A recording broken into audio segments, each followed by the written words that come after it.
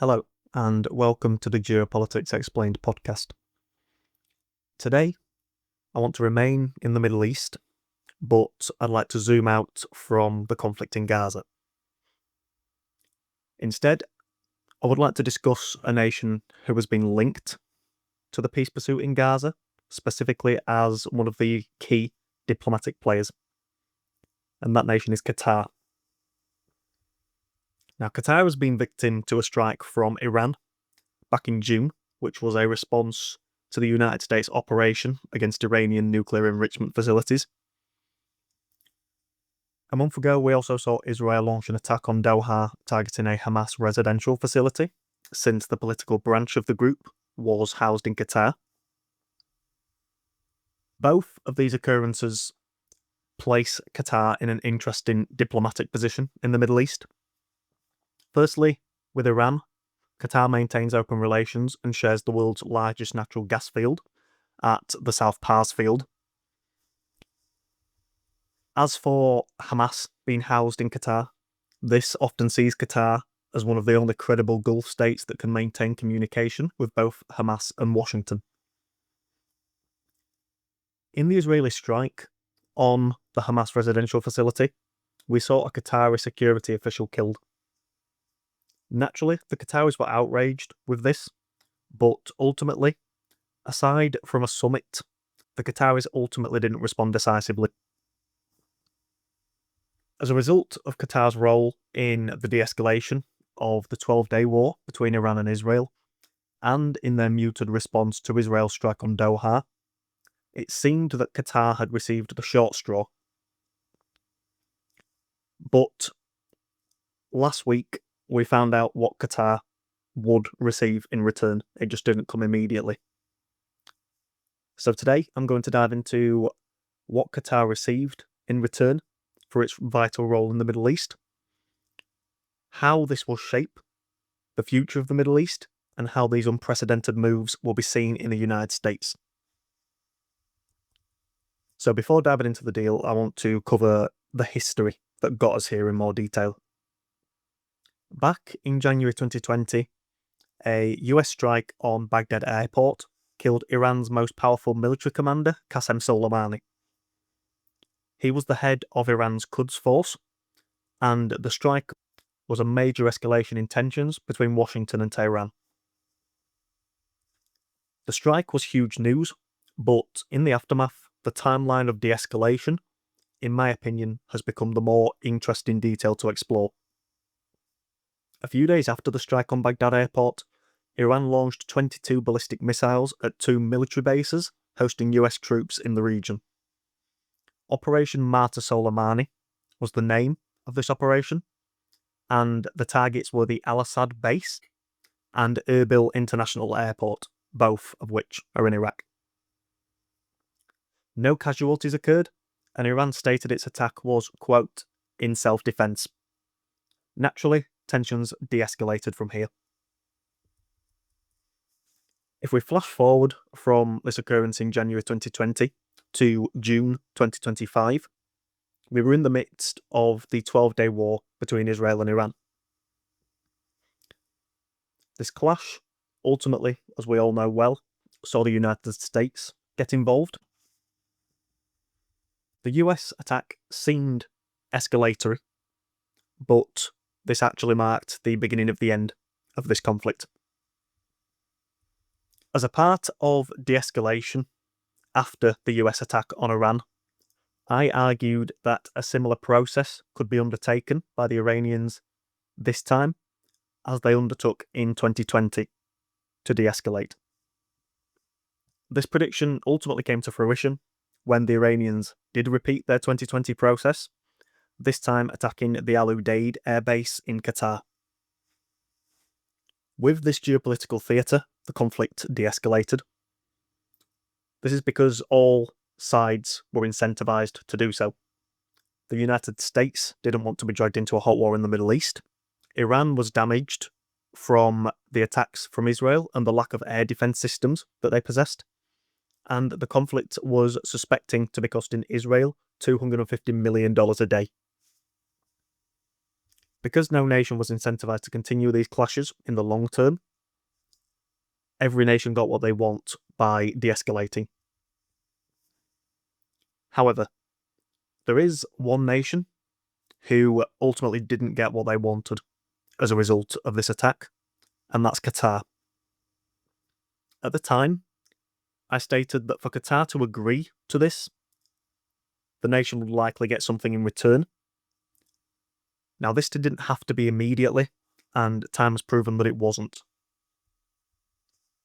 Once we also saw the Israeli strike on Doha occur last month, Qatar once again didn't respond decisively, and they were once again owed by the United States.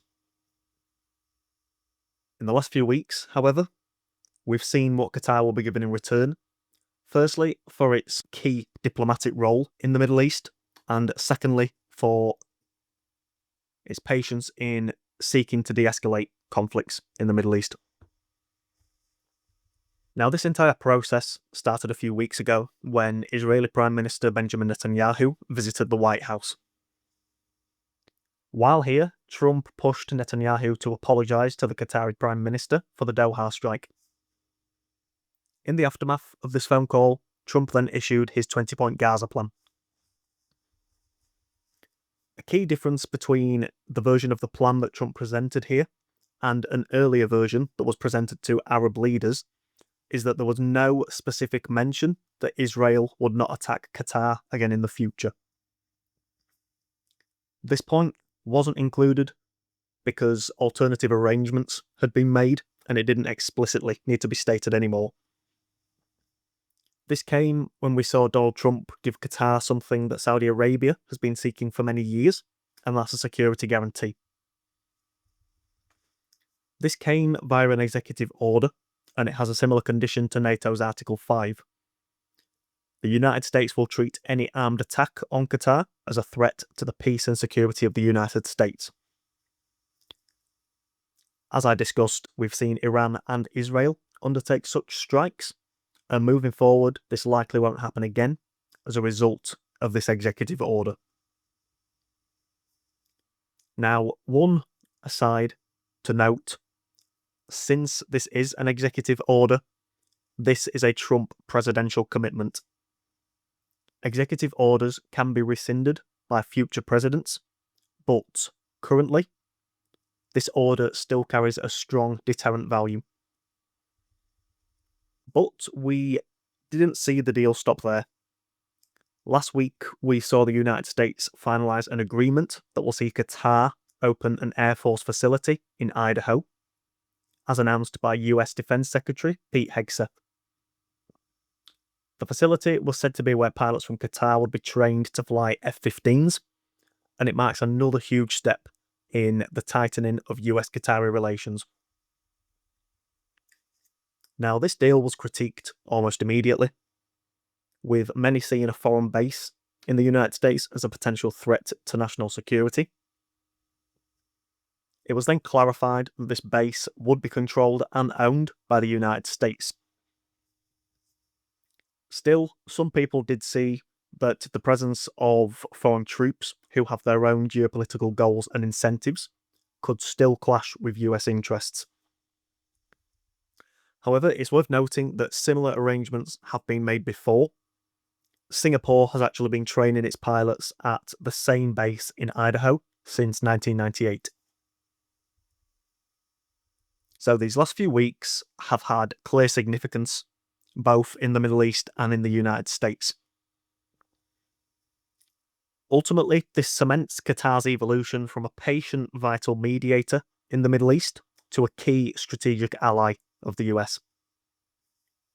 The question now is, can Trump and his transactional political nature see him offer similar deals to other geopolitical actors? Trump may well have just rewritten the rules of politics in the Middle East. We know as a part of Trump's 20-point Gaza plan that Saudi Arabia could eventually join the Abraham Accords, but that this is conditional on Palestinian statehood. Now, this is a long way down the road, and as we're seeing currently with Hamas seemingly pausing on releasing any of the deceased hostages, from within Gaza, there are still many difficulties to iron out. However, it is very important that this process with Qatar will set a precedent. It's known that the Saudis have been seeking an American security guarantee for quite a few years. But the difference here is that the Qataris were heavily owed for months prior, and they were rewarded with this US security guarantee, which will likely shield them from being dragged in as a player in any future Middle Eastern conflicts. Qatar had also gifted Trump a $400 million jet, and the country has pledged $1.2 trillion in economic exchange with the United States. Money talks, and with Qatar, this has clearly played a role in seeing an unprecedented security agreement arise. This will change the environment of the Middle East because it shows that a security guarantee from the United States to a Middle Eastern state is within the realm of possibility, especially in Trump's administration. Looking forward, Saudi Arabia and the UAE will be watching eagerly, wondering if they too could receive such deals. That's all for today. If you enjoyed this episode, why not leave a review on the podcast platform of your choice? I've been Dylan, and I'll talk to you next time.